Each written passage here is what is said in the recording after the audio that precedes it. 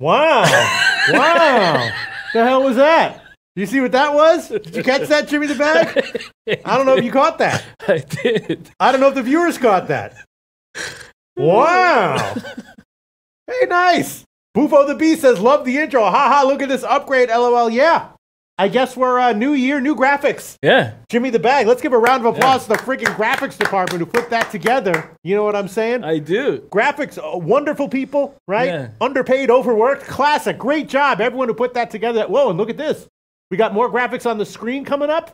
Yeah. Very nice. Very, very nice. Not bad, Jimmy. I get any I'm at a loss for words. I'm, starting off. It's always a little bit sluggish to start off a new week, but this is a punch to the face, a shot in the arm. Right? It looks kind of nice, and I got to hear. Let me. Well, a shot in the arm is nicer than a punch in the face. Yeah, definitely. I also spilled a little bit of coffee on myself, so I've got that. So basically, the graphics are looking great and brand new. I'm looking a little bit more slovenly than ever, but that'll change as well. Though I did trim my mustache a little bit, and oh Jesus! Did you check that out? Jimmy? Oh no! Yeah. All right, so let's see. Comments coming in. Dan Kelly says you guys are getting too cool for me. Oh, yeah. No! We can't, no! No, Dan Kelly. Dan, no! No! We need you desperately. In fact, I need you so much that I'm cutting my NBA down to 3/4 of a unit in my bed. Really? Yeah, I just feel a little lost right now, and I'm not afraid to say that, be honest about it. I've already made 2 plays on the Mavericks, but I just don't feel locked in NBA right now, and I'm concerned. Okay. Mark Jones calls us the Nickelodeon of gambling. The Nickelodeon of gambling. That's very interesting. Comments coming in. Yeah. I mean, and look, NBA is tough, Jimmy the Bag. Overall, you're still doing okay. You still have a positive record, though, right? Oh, definitely. Yeah. Definitely. Oh, yeah. It's not that. It's not that. It's just that I feel locked in NHL. Right. But for whatever, and this kind of happens to me in NBA, and it ebbs and flows, but I just feel a little uncomfortable. So you're not doing what I'm doing, which is cutting my NBA bet size down to 0.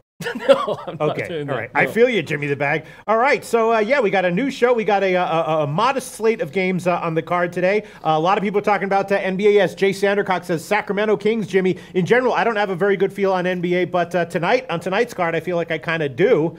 Gas Station Sushi says, I thought I was watching the wrong show. I hear you. Let's get to some early comments, and then we'll Joe Joyner says you guys should host the Oscars.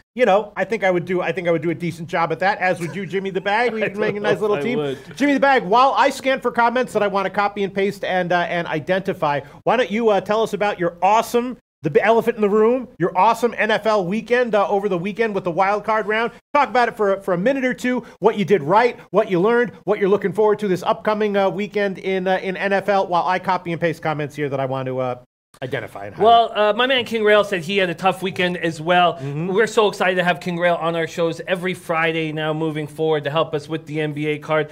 King Rail, it's one thing when you have a tough weekend, but King Rail has a nice read on these teams. I'm losing my read right now. Yes, NFL, we absolutely destroyed. Shout out to Jay Sandercock liking the Sharks and the Kings. I like the Sacramento Kings, that is. I like the Sharks as well. We'll get to that too.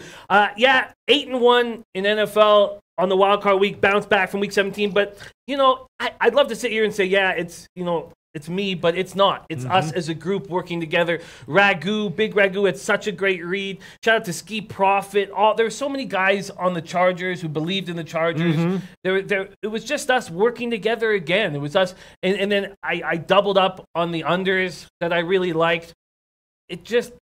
it feels like as a group here with Donnie Rightside, Whale Capper, and then all of the low baggers that we're just on point right now. We have a very good feel about what's going on in the NFL. And I don't think it's going to get even that much more difficult. I think that was a pretty difficult 4-game slate that we absolutely destroyed. And I expect to do the exact same this week coming up, working with everybody as a team. It felt very, very good. Dan Kelly says, thanks to Whale Capper for the LA Chargers team total over. I think you mean Jimmy the Bag, Dan. I think you mean Jimmy the Bag. That was my play, my favorite play. And he said, yeah, I endorse it. I guess so. I mean, that was 100. I mean, whatever. Whale Capper's absolutely incredible capper, but Jesus, Dan. Very nice, very nice. Yeah, I'm just I'm scanning comments here, and then we will get. Yeah, a lot of people were saying that they liked the intro. I think it was very nice as well. I'm just worried that will people want to watch it over and over again? I think so. I think it adds a nice little energy to the start of the show. What do you think? I love it. I love it. That was incredible work. Absolutely. All right, so let me see. Yep, Bufo on the beat. Colts roll, Jimmy. You were on point. Now I didn't bet Houston, but I will tell you this, Jimmy the Bag. A lot of fucking nerds with fucking advanced analytics and spreadsheets really liked Houston at they thought the line should have been about 2.5. It was -1, and you actually wound up getting bet up, and you did take the Colts. So Jimmy the Bag, what did you see that all these fucking nerds didn't see? Why did you like the Colts? You were right, they were wrong. I would like to again pass the baton over to our Big Ragu. I mean, Big Ragu was certain that a man named Andrew Luck was going to step up. Yes. One thing we did exceptionally well was just the simple rules that Donnie advocates in his NFL capping. Now this goes away from this a little bit, but was just fading these rookie QBs and almost fading the young QBs as well. Are they ready to step up in a prime time, in a huge situation like this, bigger than prime time? So that was one thing. But it was Andrew Luck. It was that the weapons that they put around Andrew Luck. It was Frank Wright being able to outcoach O'Brien easily. It was about Andrew Luck being to out-quarterback Watson easily. So when you have a better coach and a better quarterback, but that's not all they have. And that's what we've seen from the Colts this year. We've seen Darius Leonard, the steal of the draft, second round. He's absolutely dominant out there. We see Mack and Hines rolling as running backs. We have Hilton, you have Ebron. I mean, we're talking about a quarterback that single-handedly resurrected Ebron's career. You're talking about Andrew Luck, right? Yes. Hey, that was. I mean, I don't know what happened to me because that was my only reason for liking the Colts team total over season win totals. I was like, if Luck stays healthy the whole season long, I don't care what what his the roster is, what the people around him are. They're going to be good enough to get to 7 wins. But I didn't use that same reasoning for this playoff game, and obviously you and Dom Ricci did, and you guys are right. Yeah, absolutely. It wasn't Dom Ricci. No, it's Big Ragu. But Dom, right? Sorry, but Dom Ricci also says he's on it as well. He was so on it. He was so on it. Dom saying going against Whale. Dan Kelly saying all you guys, but Whale Capper said there was great value on Chargers team total over. He did say there was great value on Chargers team total over after I said that I was on the Chargers team total over, and that so he was copying you a little bit. All right. No copying. No, he was like copying that. you. No, but Dan Kelly saying it was Whale Capper and that we're choosing what we remember. I mean, that was the play for me, and Pete can vouch for it because I was in a phone conversation in that room when Pete was working, and Pete was just listening to the phone conversation I was having, and we were both on the phone saying that Chargers team total over is the play on the card, and the under in the Seahawks game. Whatever, it doesn't matter who came out with what or whatever. Doesn't matter. 8-1 day. Dan Kelly does say, though, that the Friday Audible show is maybe the best single sports betting show that he's ever saw. Wow, that's an incredibly nice thing to say, Dan. But I felt like we were locked in, and it wasn't just Donnie, Whale Capper, and I. It was these guys, the Ragus and the Dom Ricci's and the Dan Kellys and everybody that was working with that. It felt like we were all so locked in, and felt very, very, very good about this roll we're on. And that was a tough slate because we were taking. Now I know. We have some very exciting stuff coming in our late show. We have Drew Martin joining us. He's going to help us break down this championship game in college football. But one thing that really happened for us was that we knew, thanks to Ragu and Dom and all these guys, not to be afraid to take the road team. Also, Kobe Valentine giving us stat after stat about these 3 points or less home favorites. It just felt like everything came together as a team. The cappers on the chat, as well as Donnie and Whale Capper, and that's why we absolutely lit that wild card weekend up and smoked it. Yes. Jose Contreras says, Pete, I thought you were all over the Texans -1. Yeah, I mean, I liked it. I saw the people with the what do you call it? The models, the advanced stat models, all saying that the Texans should have been 2.5. I didn't bet it though, and I'm very impressed by all the people who like the Colts. All right, so you want to move on to today's card? Yeah, Jake? we have to hammer get through today's card. I feel like there's a lot of opportunities to make money. We often have very strong Mondays because we come in feeling refreshed.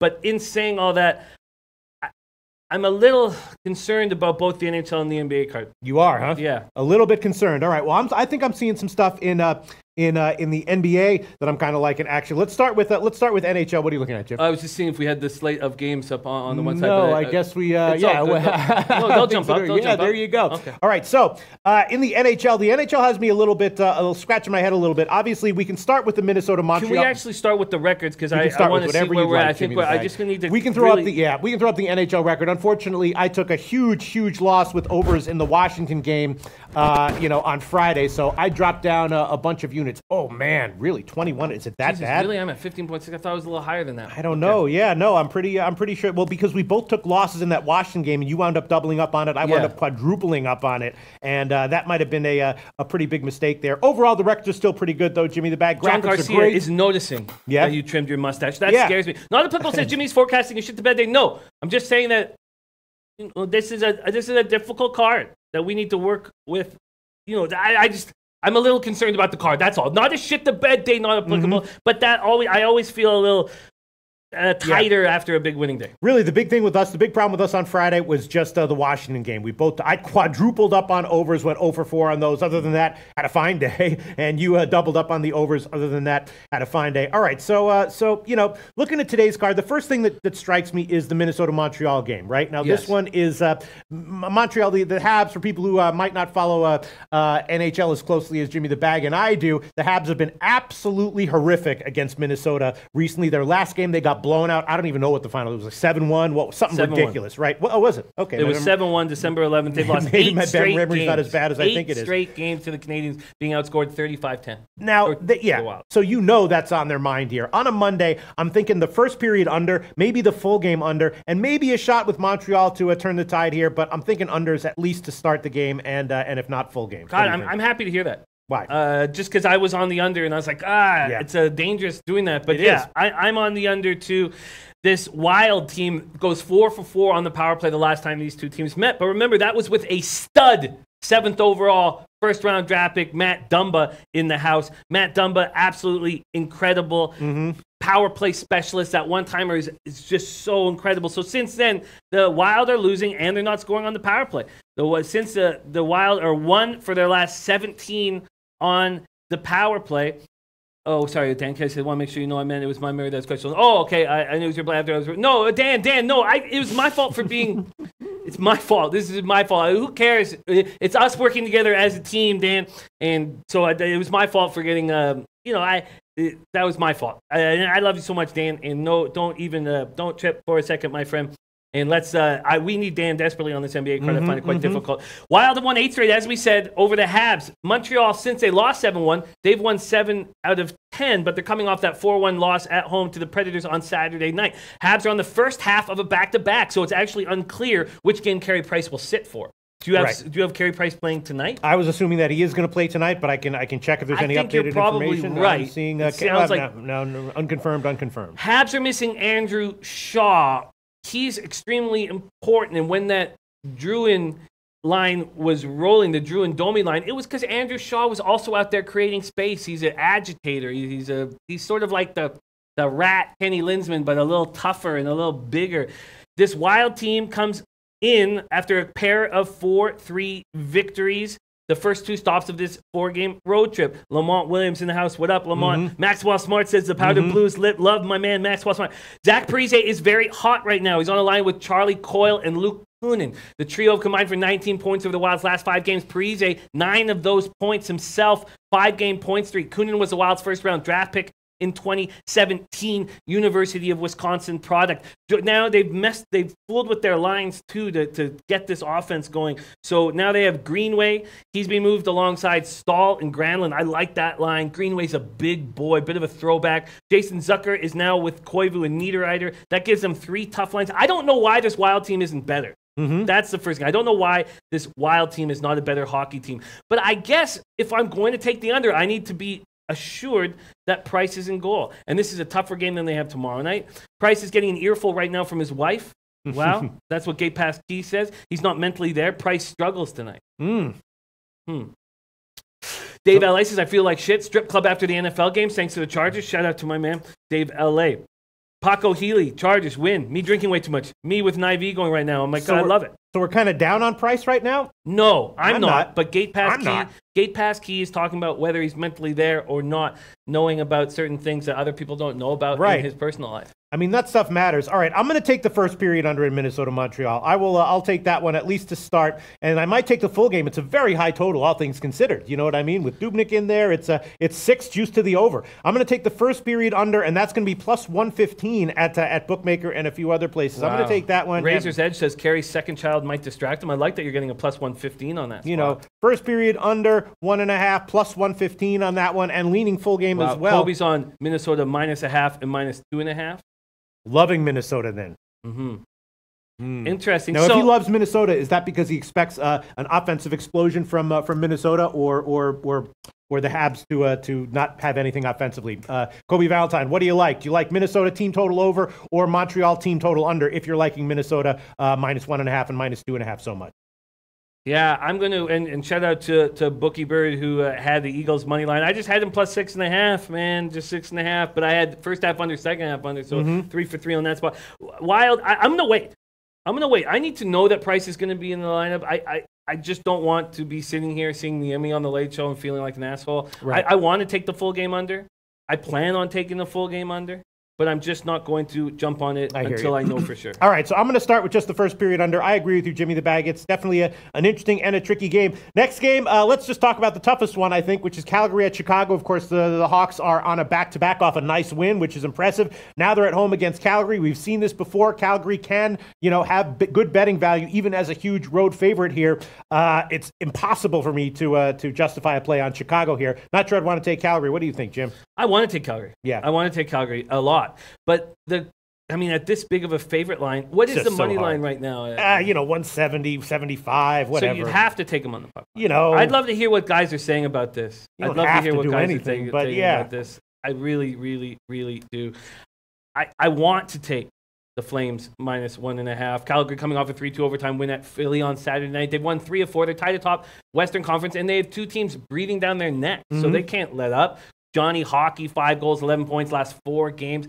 The game in Chicago ends a 4-game road trip for the Flames, and I don't expect them to want to go home like some teams do. I think they're going to come into Chicago and want to have a good hockey game. But listen. Yeah. Maybe Chicago, I was asking you about this a few days ago, wasn't I? Maybe Chicago really turned a corner. They're just not a dumpster fire anymore. They've won, like 5 out of their last 8. They're coming off a nice road win against Pittsburgh as a plus 220 dog. And that wasn't like a one-time thing from them. They were winning game in and game out for a few games before that. So maybe Chicago is no longer a dumpster fire team, and we'd want to take them anytime they're getting a big underdog line, as they are here. Kevin Pine says Flames puck line goes against your home team strategy.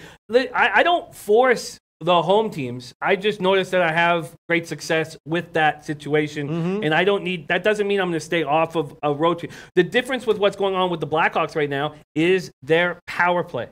Their power play is rolling. And why wasn't it all year? Remember I said if this was Xbox, I'd be rolling with this power play. Right. They got 2 goals from Dylan Strome. And 2 of the goals, so out of the 3 power plays, they went 1 for 3 with the man advantage, but 2 came right as the power play expired. So it's basically a 3 for 3 spot. And without those, so with just 1 for 3, they're 8 for their last 25. The Brinkat has 8 points in their last 8 games. And Dan Kelly giving some really interesting stuff out in NBA. Wow. We'll copy and paste that in a second. Please do. And Kobe Valentine says, don't take Chicago. Chicago just owns the Penguins. Kobe Valentine is extremely hot right now in all sports.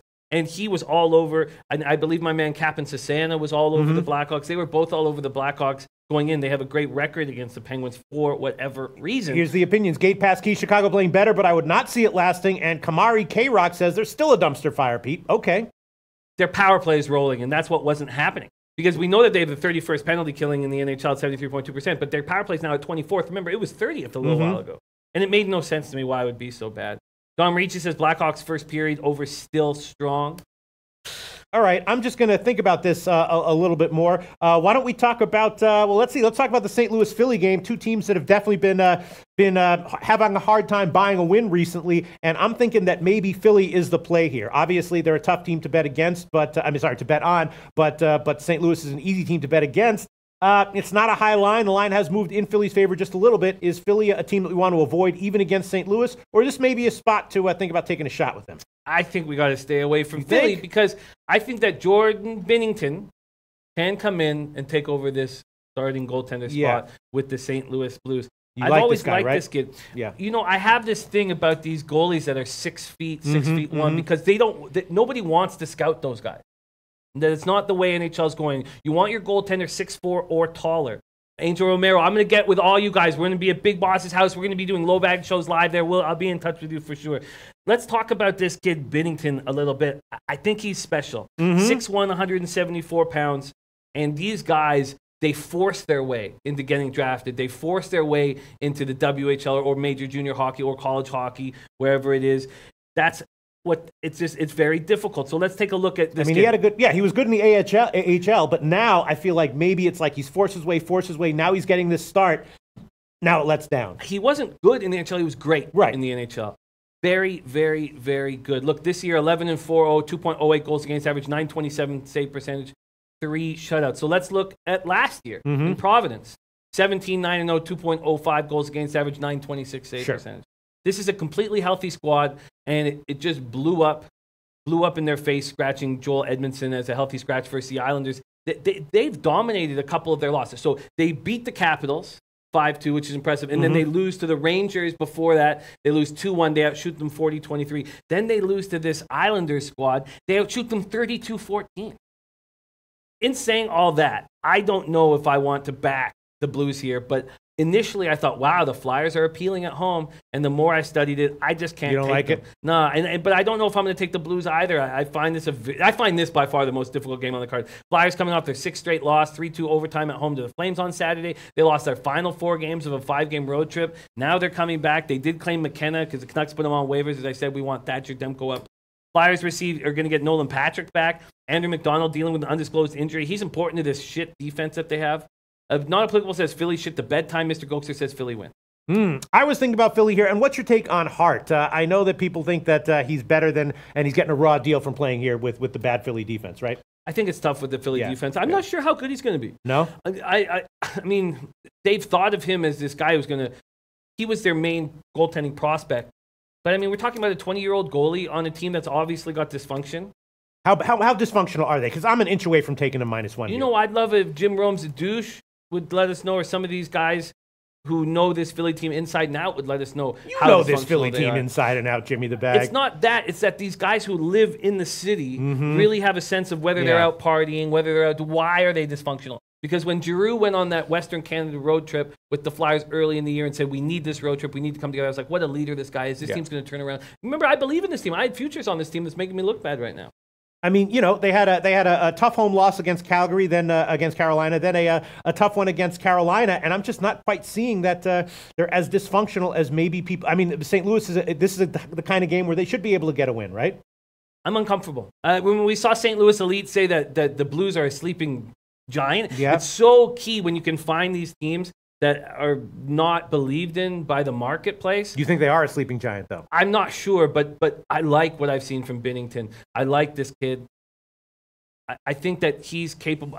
Clearly, Jake Allen is playing so bad for the second year in a row. They've got to figure something else out.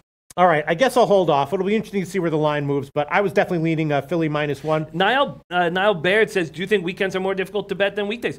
You know, it's funny because my NHL record, I mean, it's pretty much just the status quo for me. Like, I did hit a high watermark at one point last year, about 43 units up, but you know, I finished the year up plus 20 units, a little up over 20 units, and I'll probably stay the same there this year, but I have felt at times, when I look at the volatility on Saturdays, wow, I would have lost that, I would have lost that. Now, I haven't really felt that the last few weeks or so.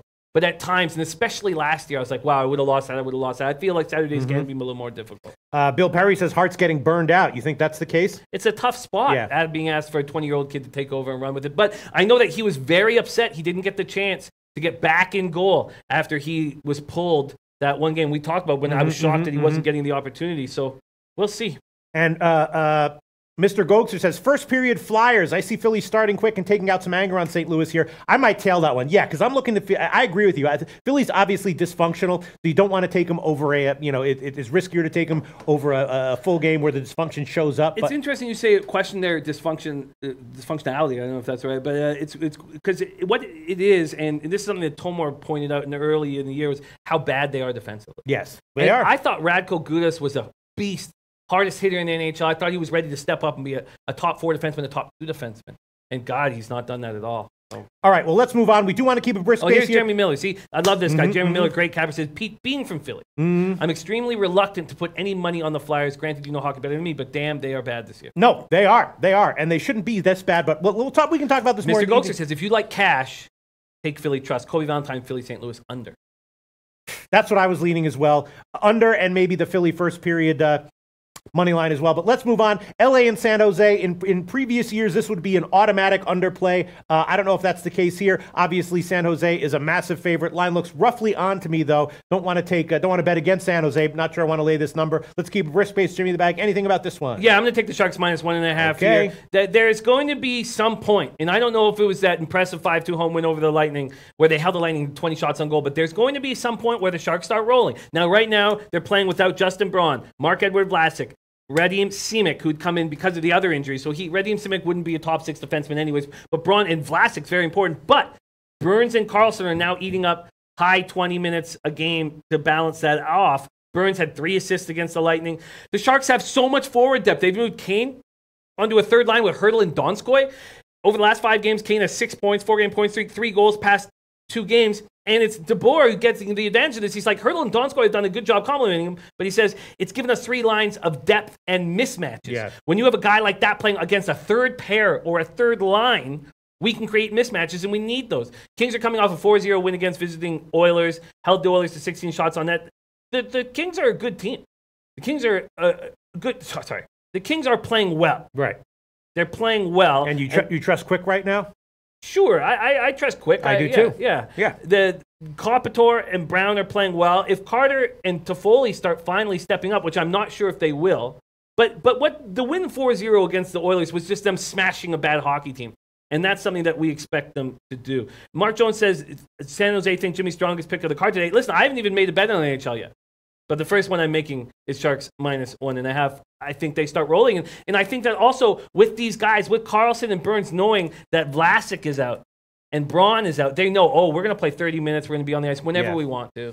Yeah, I was thinking about this one as well. San Jose is much more rested, and I'm going to take it as well. I'm going to take San Jose -1. You're going to take them on the old puck line. Yes. You're going to get +125, and I'm going to take San Jose -1, -214 on the money line at BetOnline, and +125 on the money line. I will take this one. Sorry. Go ahead. Well, I just want to keep moving because we got the big basketball. Go ahead. We have that extremely exciting Predators game. I really want to hear what you guys think because I would love to pull the trigger on the Predators, and I still might. Right now. I'm very curious to hear what the movement, because it was it didn't hit the board until very late. No, there was no overnight line. Tiny movement in favor of Nashville. So far since Sean Robertson also on that Sharks. Mally Mal going to tail that Sharks line. And David Barraza said Kings have been playing better. They certainly have. They have, but it's not a good spot for them. I think that they're more fatigued here, and I think that the depth is really going to matter in this game, and the fatigue, I think it's a good play. And it's funny. It's funny without Vlasic and Braun, whom you definitely want if this was playoff time, but without them right now, with Karlsson and Burns knowing we're going to play 30 minutes a game, they have a luxury of 2 of the best defensemen in the league. Leafs coming off 5-0 drubbing of the Canucks at home. Leafs lost their 2 previous games, 4-0 to the Islanders, and then that was an ugly loss to Minnesota Wild in that afternoon spot when they were up 2-0. Matthews ended a 5-game goal drought. He's been suspiciously quiet of late. Nice to see him get back on the board. Hutchinson earned his 4th career shutout. This is not a guy I believe in. He's in the lineup because of Anderson and Sparks dealing with injuries. Anderson groin, Sparks concussion. You're not a believer in Hutchinson in general?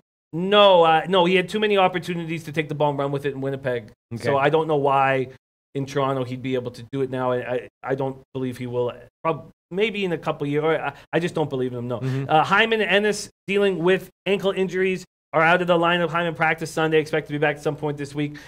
This was the perfect spot. Talk about some weekend games and me trying to come back fresh on Monday and take a break on the weekend. That Predators in Montreal spot was just perfect for them. They lose 4-3 in Detroit Friday night. I had the Predators against a team missing their top 3 defensemen, and UC Saros in goal against the Habs. He's playing better than Rene right now. Sisson's return to the lineup Saturday. They smash. Even without Forsberg, top line forward, second line center Turris and Yannick Weber. Monday's game will be the third of Nashville's 6-game road trip. I would like. Oh, wow. Ricky Levine says Kings try to trade Carter to Philly. Wow, that's very, very, very interesting. And so Santa says, Jimmy, look at tomorrow's card for NHL. Yeah, I think this is tough, but I'm not afraid to make some moves. And I would like to take, and they're talking about the national championship game, which we'll hammer so hard on this late show today. But I would like to back this Predators team on the money line. Really? Not applicables on Nashville money line. I would like to do that. It feels like a spot that I want to take. And Jaquan Foster says, Loshak, why you never take puck line? Oh, I do. And it's just Jimmy the Bag takes -1.5 lines. I take -1 puck lines, which counts as a puck line. And I'm sure in the end it comes out all in the wash, and it's basically the same deal. I just like it because it makes me feel less risk averse. You know what I mean? And so there's a lot of times when we both win, but Jimmy the Bag gets an extra half unit. A lot of times when we both lose, and then there's a lot of times where Jimmy loses and I get a push. And I'm sure in the end it just psychologically I like to try to squish the lines closer to a coin flip as possible. In most cases, not necessarily in in other sports, but in NHL, I like to do the same thing in MLB, but a lot more in NHL. All right, so but again, it's just a matter of risk management and being risk averse as opposed to. Kevin Pine says also counts as a safe play. Yes, definitely. But Gabe Paskey doesn't believe in it. He says take the money line or the puck line in NHL. The -1 makes no logical or mathematical sense. Well, no, the way I do it, actually, I don't mean to there shouldn't be a diversion here, but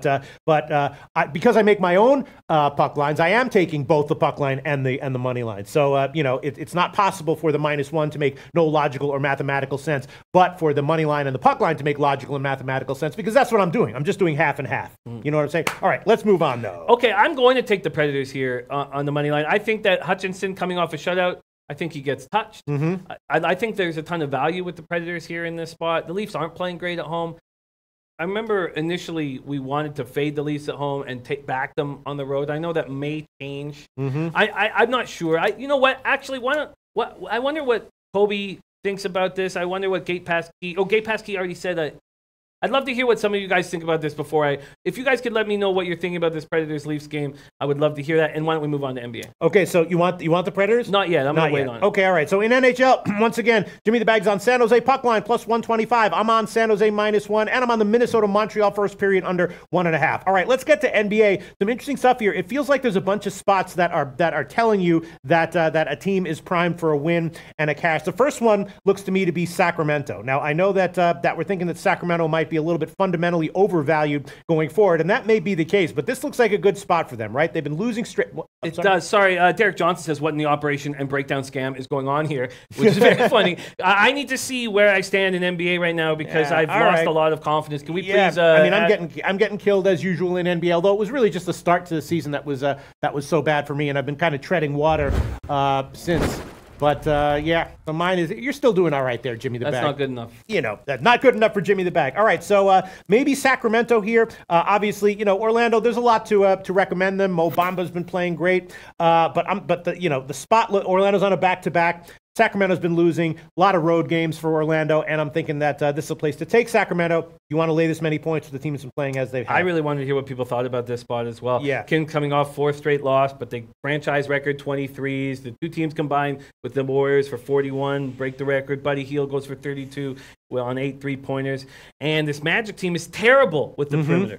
Absolutely terrible on the perimeter. They can't defend it. They're 3rd worst in the league. They allow 37.2%. Kings are hoping to get Bagley back. That will be a big deal. He's a game-time decision. Shumpert has a sprained right index finger. He's questionable. Orlando's on the second half of a back-to-back, as you said, but it was an afternoon game, which is a little easier. It's just they're on a road trip. It feels like a good spot for Sacramento here. I might be wrong, but here you go. Sacktown King says Kings -5.5. Big play today. Let's see. What else do we have here? Someone else was saying it. I can't find the comment, but Mally Mal likes Kings -5.5. That's what I was thinking as well. Maybe I'll double up and take the first half and the full game. Interesting, too. Gabe Paskey answering my question says Nashville have better goalie and can match skill and have a stronger defense. They want to send those punks a message about a possible playoff final. Alex Malbury says Kings dealing with injuries. And Kobe Valentine's on Toronto money line and -1.5. Yeah, we just went over those 2 injuries. Also, Aaron Gordon's going to be playing for the family and friends. He historically does very well in that situation. Ski Prophet saying Magic have been playing a lot lately, but they are a healthy group. Yeah. Not Applicable says Kings win this one. Magic sucks on the road mostly. And Derek John says, nah, you guys are great and always give great content. Oh, thank you very much. Thank you, Derek John. My man Thomas Corrigan, I love hearing his NBA breakdowns. He goes, what up? To me, is too many points to take the Kings. Yeah. Magic can be a tricky and streaky team. Greg Sherman says Magic on a long road stretch.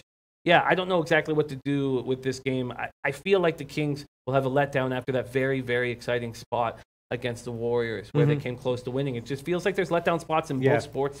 If Sacramento's like down at the half, I might bet on them to come back depending on the halftime numbers. It feels like a spot where there might be some good advantages for live betting here. All right, let's look at Utah and Milwaukee. That's another situation, right? Milwaukee's off the loss to Toronto. Utah's off of 2 road wins. Feels like it's a similar spread, similar situation. Milwaukee minus the points. Is that a good play here? Well, this is exactly where Dan Kelly's last statistically backed thought or breakdown was. I bet you he likes Milwaukee here. No, it's funny. Really? He likes Utah? Well, no, it's not about Utah. It's about just I need to read his breakdown. It's too sharp for me to. I'll screw it up if I say something. Did you copy and paste it? I did not. Dan Kelly says, I know this is completely counterintuitive, but teams playing 4th, 5th, 6th game on the road back-to-back, 6 of 9 is a pretty good spot for the Magic. Interesting. Mally Mal says Kings own Orlando. I'd love it. Dan, do you mind? I didn't copy and paste. Did I? I didn't copy and paste that because we were breaking down hockey at the time. That's okay. Let me see if I can find it. If it's still up here. Okay, and I'll break down the game while you are looking for it. Bucks coming off a 123-116 loss at home to the Raptors on Saturday night. And Antetokounmpo, 43 points, 18 boards in the loss. They're probably going to be playing out without DJ Wilson, who suffered the left hip pointer. Jazz have won 6 of 9, 2-1 on their 4-game road trip. Coming off a 110-105 win at Detroit. It was the second half of a back-to-back, and they were down huge. They were down 31-13 after the first quarter. They had destroyed the Cavs the night before. They lost Dante Exum to a sprained left ankle and Thabo Cephalosha to a right hamstring injury against Detroit. Both have been ruled out for tonight's game. This is another spot I found quite difficult. Kylie Reynolds says Bucks moneyline play of the day. Danny Hernandez says Bucks Jazz over is the play. Eric Jones says Bucks over. Daryl Lyles Jazz Bucks over. And Mally Mal liking Utah. MLB says I like Pistons today as well. So do I. But I really wanted to talk about that. A lot of people liking the over. Oliver Page liking the first half over. Wow. Yeah. Fred, my man Fred Gialli says high-scoring Bucks will roll over Jazz tonight. Bucks against the spread. Dan Kelly says the Milwaukee thing was nothing. I was just replying to Hal Abrams' rationale for a bet. Okay. Mally Mal says Bucks haven't lost back-to-back all season. They should tonight. Wow. Thomas Corrigan says, I want Milwaukee here. Total bounce back at home. Utah still struggles on the road against good teams, mobile backcourts, and Lopez can take Gobert in the paint. Wow.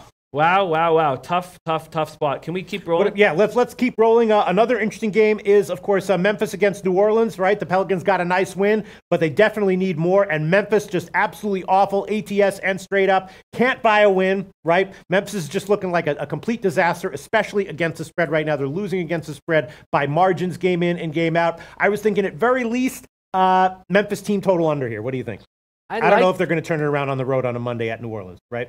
I agree, and I like that. And I was wrong about that locker room confrontation and then the trade of Selden and Brooks for Holiday.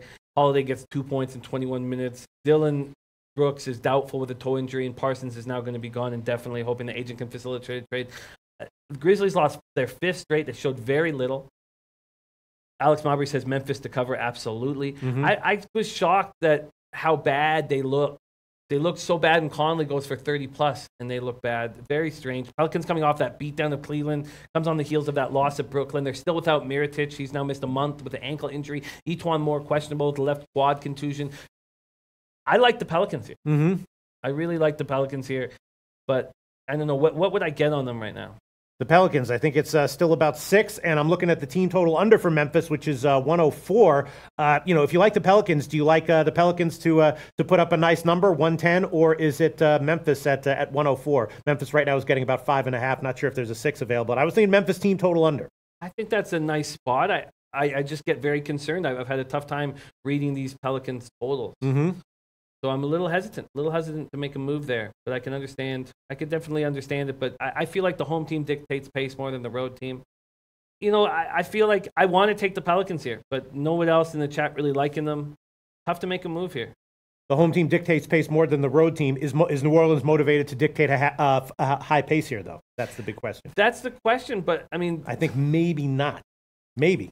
I hear what you're saying. Maybe yes, or maybe not.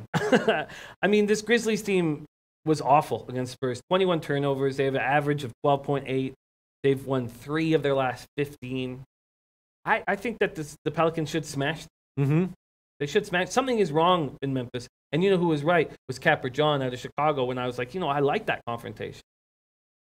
I feel like the Pelicans are the play, but I'm hesitant to make a move right now, and I'm not going to yet. Meantime, wow, look at this. Ralph Portuando, Sacramento -5, Superior Sports taking the Kings max bet.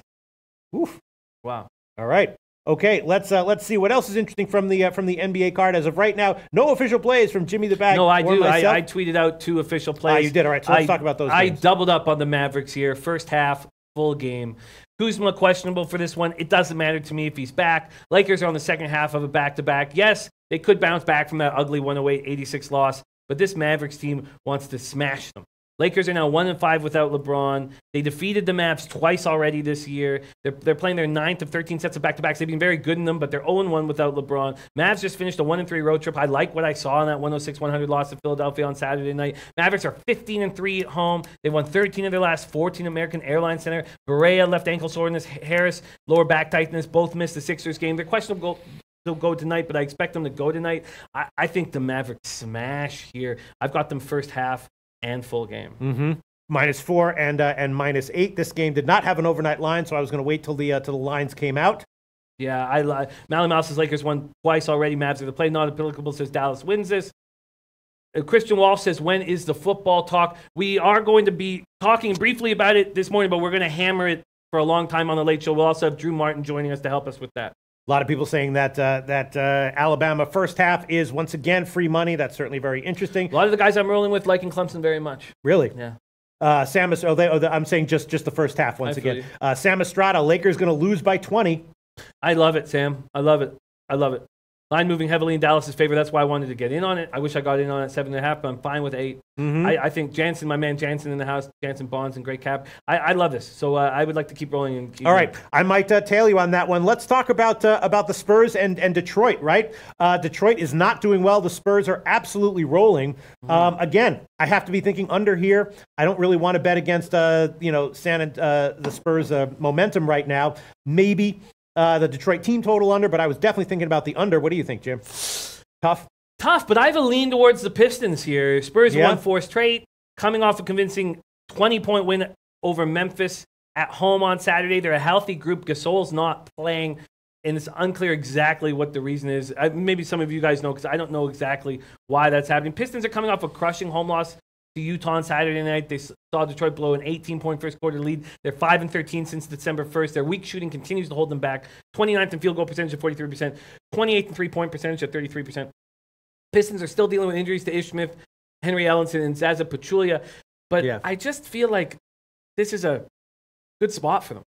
I feel like everything that Dwayne Casey's saying, the fact that they did start out playing very, very well in that Jazz game before they fell apart, I just have a sneaking suspicion that they could give us value here in this spot as a home dog. I really do. What would I get on the money line right now? It's the money line. It's still about 3 or 3.5 money lines, 140, 145 or so. I would like to make a move on them. Yeah? I would. You're timing a stark reversal of form for both of these teams. I am trying to. Right. Ron Lofton saying Spurs -1 first half. Non-applicable says can't beat San Antonio. I feel like this is a nice spot. My man Drew from SBR Forum liking Clemson. Well, I can't wait to break that down. Yeah, this is something I may do. I'm going to need a little bit more time here to believe in it, but my lean is towards the Pistons at home here. Remember, this is a Spurs team that's 6-12 on the road. So, yeah, they're playing very good basketball right now. But if you look at their whole season, they're a bad road team. Right. I mean, it was only recently that they turned this corner, and clearly they have turned a corner, but the down spots are going to come for sure. You might be very right here. You might be dead on here. And I was thinking about the under. Fred Gialli says Spurs are hot, but I have a bad feeling about tonight. Pass for me. Mm-hmm. Okay.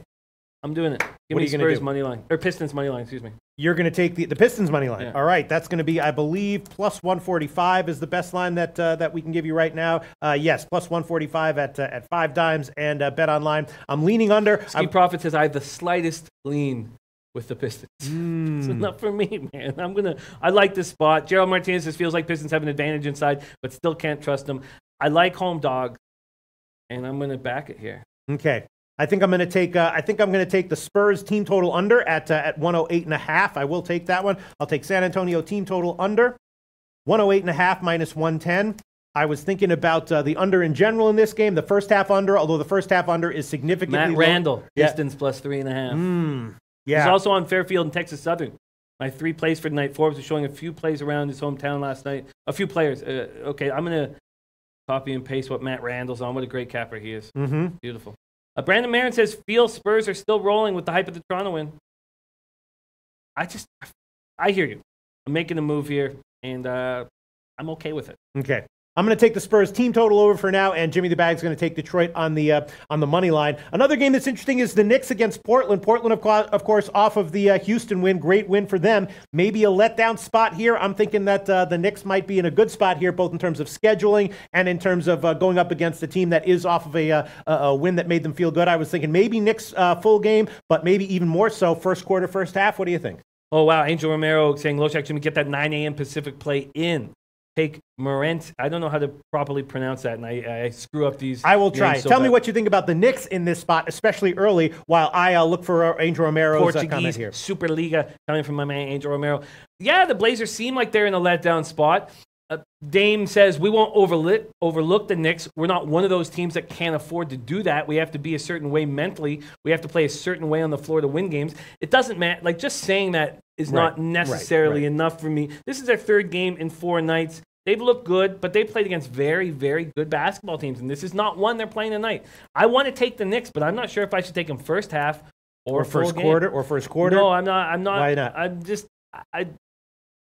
I don't know. You're right. Why wouldn't I want the first quarter? You're right. I'm not asking that rhetorically, Jimmy the Bag. I'm asking it in a serious manner. Yeah, no. I hear that. In a serious manner. Yusuf Nurkic going through the best stretch of his career. His past 6 games, 22.2 points, 15.2 boards, shooting 59% from the field. Harkless and Turner are expected to be back in the lineup after missing that Saturday game against the Rockets.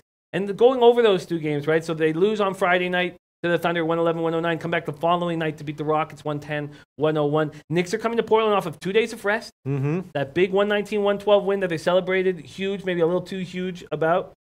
Portland will be the 5th stop on a 6-game, 12-game road trip. Monday's game will mean a return to Portland for Noah Vonleh. He's averaging 8.5 points, 8.7 boards. Ntilikina and Mitchell Robinson will both miss this game with ankle injuries. Mal says Knicks schedule will equal losses these next few games. Yeah, losses, but is it still 11.5? Yeah, they're catching a lot of points here. Where's the movement going? And the first quarter is plus 4 or 4.5 at Bet Online. I mean, you know what I'm saying. All right, I'm definitely going to take that one. I'm going to take the Knicks plus 4.5 first quarter at Bet Online. I mean, if that one loses, I'll eat it. But I'm going to take it. And we did have a loss with a similar line with the Atlanta Hawks against Milwaukee. We got destroyed. We got destroyed. But I'm going to take the Knicks first quarter plus 4.5 minus 110. I'll Danny take Hernandez says the under in the Portland Knicks game. Blazers playing to the under. Wow. So first quarter 4.5, full game 11.5. Well, 12. You 12s now? Yeah, mostly moving 12s. in that direction? Yeah, very slightly, yes, as of right now. Wow. I would like to take the Knicks here. You want to take the Knicks? I do. I'm just not sure what the best. So it's plus 4.5 first quarter. What do you get first half? First half, I'm assuming would be 7.5. You want me to check? I can check. Do you mind? Here you go. First half. Let's see what we can get. Next screen on SBR odds would give you for the Knicks. Oh no, just 7. Just 7. Okay. I don't know what the right move to make is in the spot. So I'm not going to force it here during the show. I think I'm going to take a little bit more time. I am making a move on the Knicks tonight with some move. I just don't know exactly what to do. I'm also thinking about the Portland team total under. Someone else suggested they like the under in this one, and maybe it is a nice win by Portland. But Danny maybe Hernandez, my man Danny Hernandez. Yeah, so 116, it's a high team total there. I'm thinking about that one as well. Dan Kelly says first half looks like the best spot for the Knicks. Yeah. Kobe Valentine says, I like your thinking, Jimmy. Yeah, I just wanted to know what... I don't. It doesn't matter what Damian Lillard says. I can't see them getting up for this. Yeah. Their 3rd game in 4 nights. They just played 2 incredible basketball teams. Now, I just need Von Polo, Knicks money line. I just wanted to know what you guys thought was the best. I like your angle first quarter.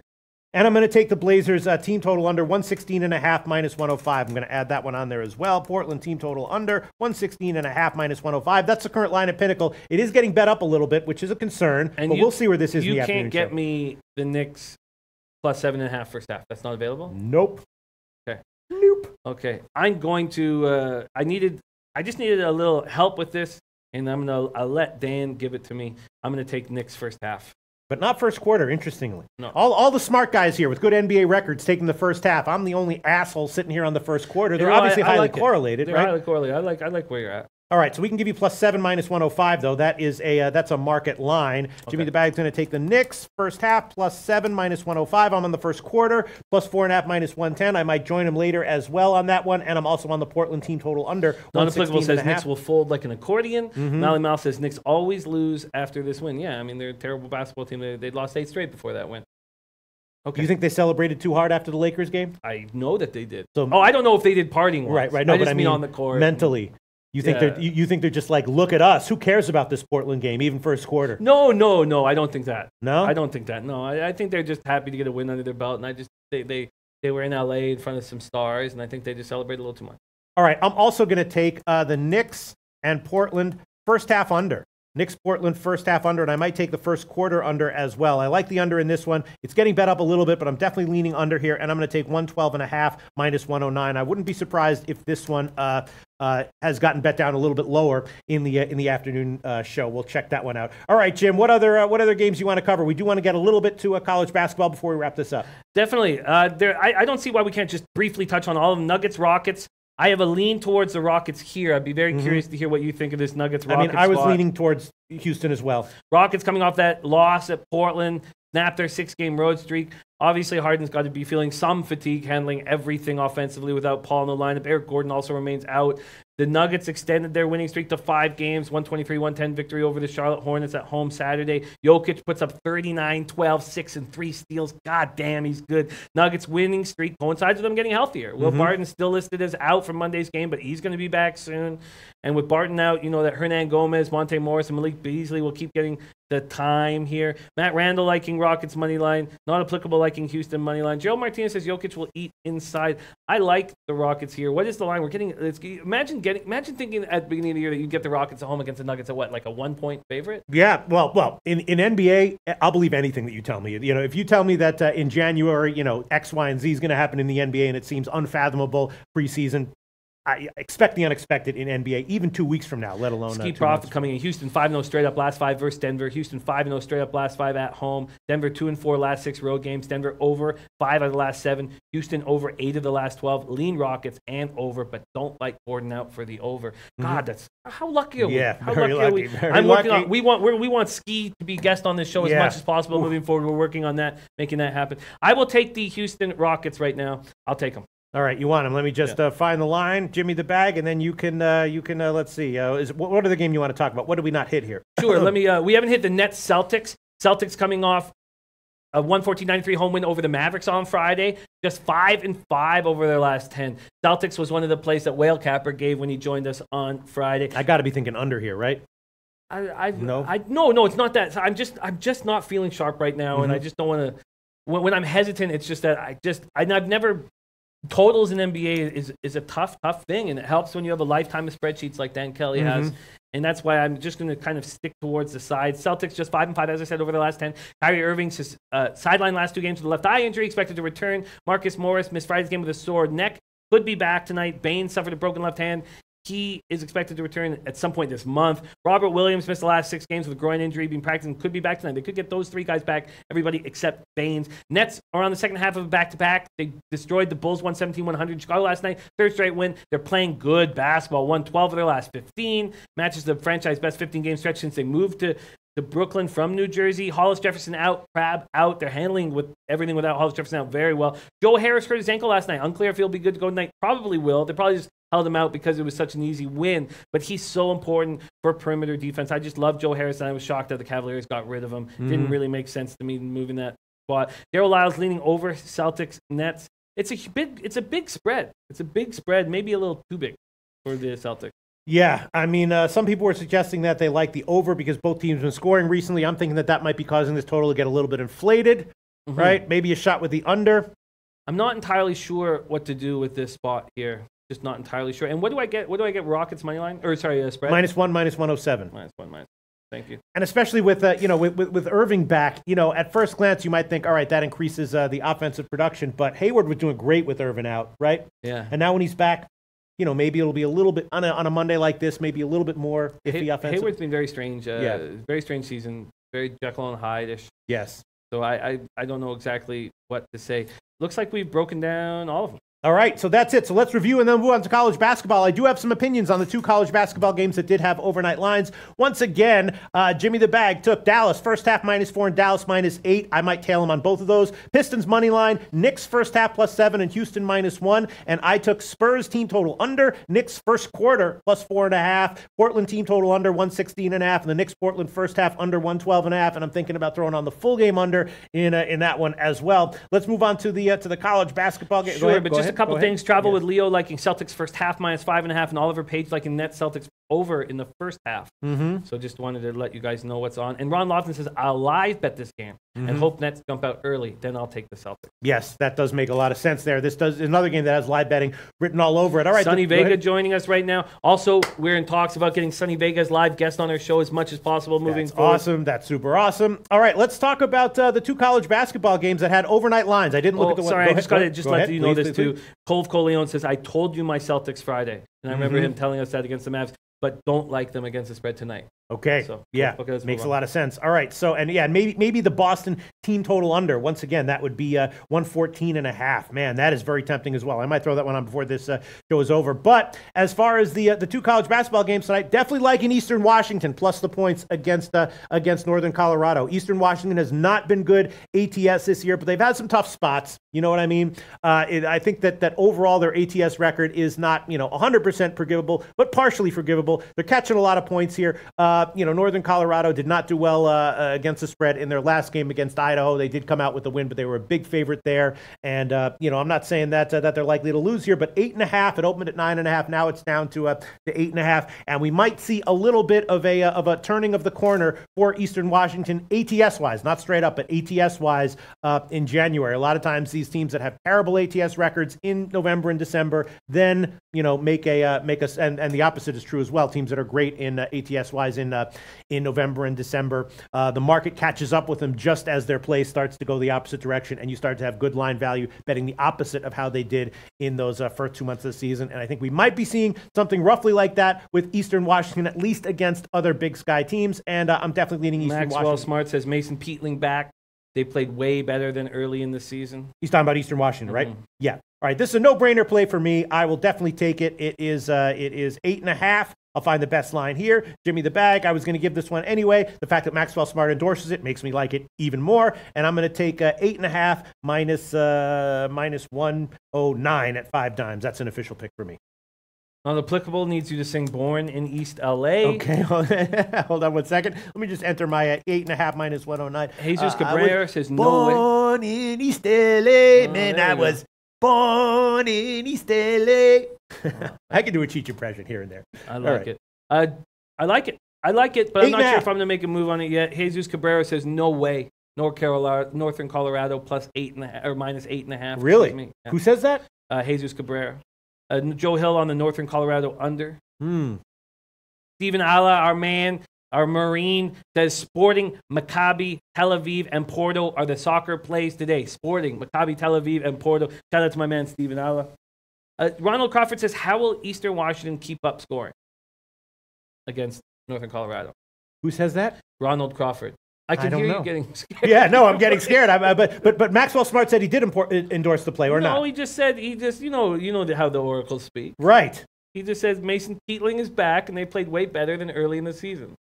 Mason Peatling is back, and he played. That sounds like an endorsement. No. Also, you guys, we have a new. I know we've been moving the times around, but we're trying to get the absolute perfect fit. And we've now moved. Our late show is an hour later. Our late show is now going to start 5:30. That's right. It will be 5:30 Eastern time. Okay. 5:30 Eastern time. We will go to about 6:30, and then half an hour later, you will have King's Court, that great show hosted by none other than King Rail. All right, well, I was leaning Niagara and also the under in Niagara and Fairfield, but, I'm a little bit thrown by my, here, let's see. Mally Mal says Fairfield looking for their first home win against the team. They're 8-3 straight up, 7-3 ATS. The over is 5-0 Fairfield. The favorite is 6-0. So Mally Mal leaning the opposite directions, Fairfield and the over. Joe Hill likes Northern Colorado under. Wow, Fred Gialli also liking Northern Colorado ATS. All right, I might be on the wrong side here, but I'm going to take Eastern Washington plus 8.5. Let's see. Kobe, happy birthday. Mm-hmm.